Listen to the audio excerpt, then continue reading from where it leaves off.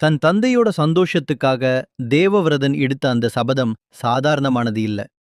நான் என் வாழ்நாள் முழுக்க கல்யாணமே பண்ணிக்க மாட்டேன், பிரம்மச்சாரியாவே இருப்பேன், எனக்கு குழந்தைகளே பிறக்காதுங்கிறப்போ அரியணைக்கு சண்டையே வராது அப்படின்னு உலகமே நடுங்குற அளவுக்கு ஒரு பயங்கரமான சபதத்தை எடுக்கிறார்.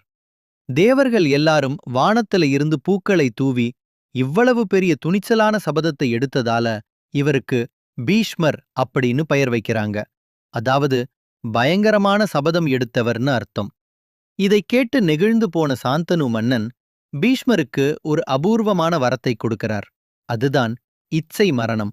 அதாவது பீஷ்மரா நினைச்சா மட்டும்தான் அவரோட உயிர் அவரை விட்டு போகும். அதுவரைக்கும் காலனால கூட அவரை நெருங்க முடியாது.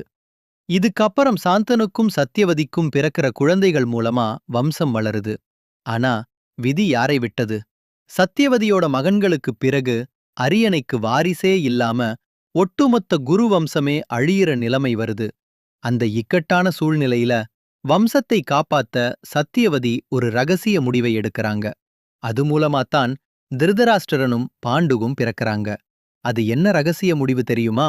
விடை தெரிஞ்சா இப்பவே கமெண்ட் பண்ணுங்க. நாளைக்கு எபிசோட் 4ல பாப்போம்.